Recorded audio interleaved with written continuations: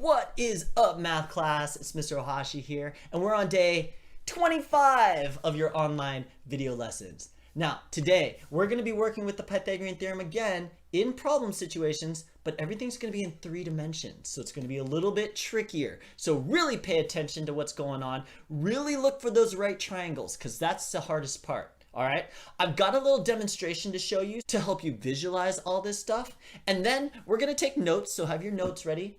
And then I'm going to send you over to Pearson Realize, and there'll be a short little video to kind of just go over what I just showed you, but in a different way. So hopefully it'll help you. And then your problem set is on Pearson Realize. Okay, so you ready to see this stuff in action? All right, let's go.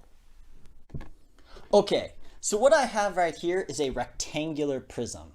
And a rectangular prism is a fancy way of saying a box. It's a box, all right? Each face of this box is a rectangle, all right? You see that? So, because it's a rectangle, all the corners are 90-degree corners. That's convenient. And the only thing I know about this box, the only information I'm given is that it has a height of 13 centimeters, a width of 21 centimeters, and a length of 34 centimeters. Okay?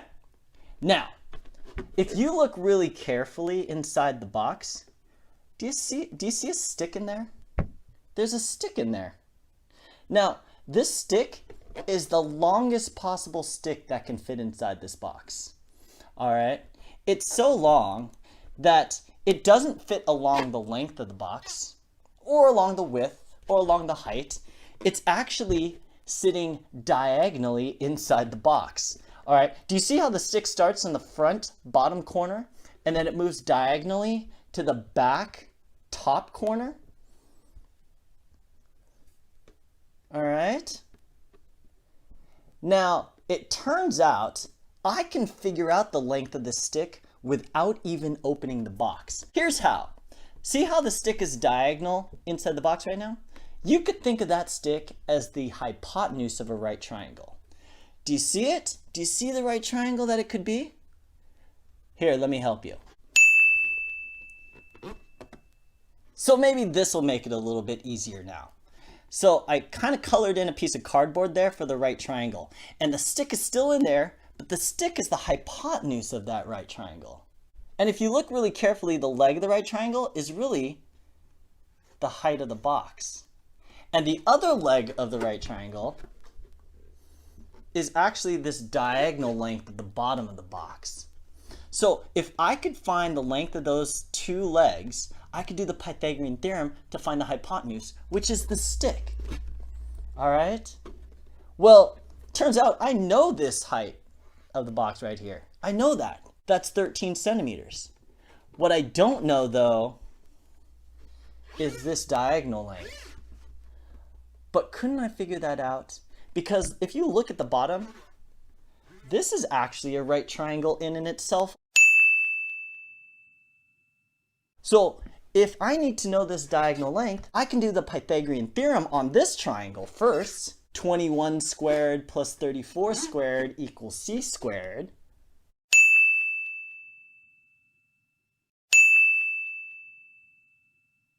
That would get me the length of this diagonal.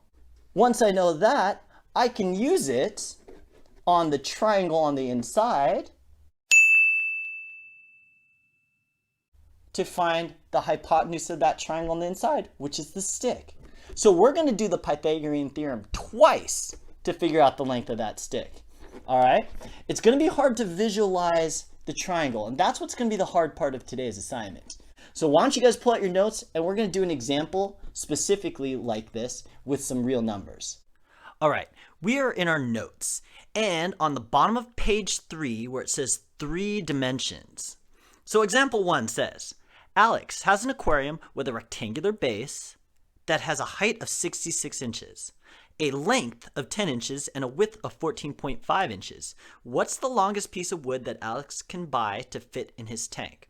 All right, so it's a lot like the example I just showed you where we have a rectangular prism, or in other words, a box, and we're trying to find the longest piece of wood that'll fit in it. Now, the longest piece of wood that'll fit in it is a diagonal piece of wood that goes from the bottom front corner all the way to the top back corner.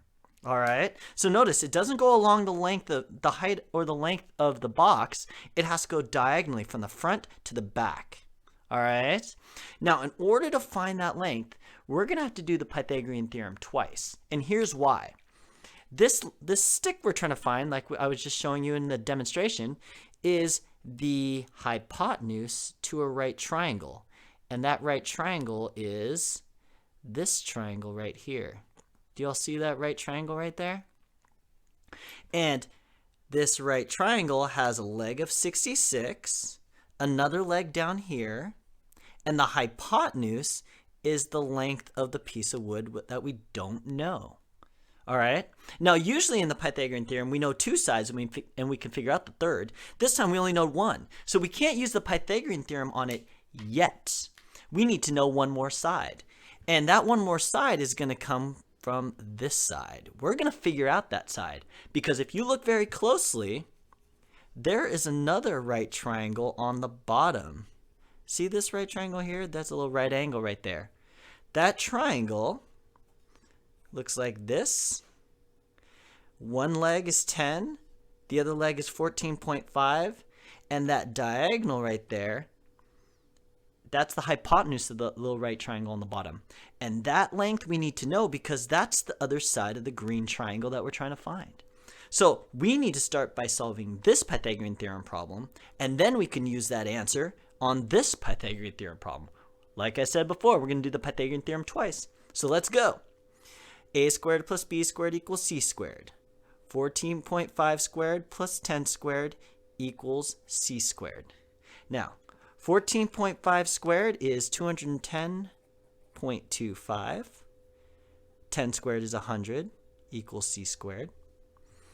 Combine our like terms. 310.25 equals c squared. And then to solve for c, we're going to square root both sides. And we end up getting c is, now the square root of 310.25 is irrational. So I'm going to show you a trick. Now, Pearson realized would have you round this to 17.6. But I'm going to show you a trick, and that trick is leave this as a square root. And the reason why I'm going to leave it as a square root is because we're just going to square it in a minute anyway. And that way I don't have to deal with any decimals. It'll keep it clean and nice and pretty. If you really want to change this to 17.6, you can. It just makes it messier. So this length right here is now square root of 310.25. So now we know this is 66 inches because that's that. We just figured out that bottom is the square root of 310.25 inches. And what we're trying to find is the length of the stick. That's the hypotenuse. So now we can do the Pythagorean theorem to find that length. We're going to do a squared plus b squared equals c squared. 66 squared plus the square root of 310.25 squared equals c squared. 66 squared is 4,356. And now you're going to see why leaving it as a square root comes in handy. When I square the square root, they undo each other, and I end up just getting 310.25. See, it saved me a whole bunch of calculator work in decimals. Okay? So, now, add these together, I get 4,666.25 equals c squared. And I've almost got the length of the stick. To get c, I have to square root both sides. And c is going to come out to approximately, on my calculator, comes out to 68.3 inches. In this case, I am going to round it because that's my final answer. So the longest stick that can fit inside this box is going to be about 68.3 inches if you fit it in diagonally. And notice, 68.3 inches is longer than the box is tall. So if we were to put it straight up and down in there, it would definitely stick out. All right, but because we fit it in diagonally, it'll fit in there. All right, so these are the kinds of problems you're going to do today. You're going to have to imagine 2 different right triangles in order to find that missing length. So I'm going to send you to Pearson Realize now. I'm going to show you another video, and the video is going to show you how to do this again in a different way. And they show it to you in a little bit more visual way too. All right? And then you're going to do the problem set on Pearson Realize. Don't forget, if you get stuck on those problem sets, you can always hit that help button and it'll walk you through some problems, or you can just email me and ask me for help. With that being said, good luck on today's assignment, and I will see you next time.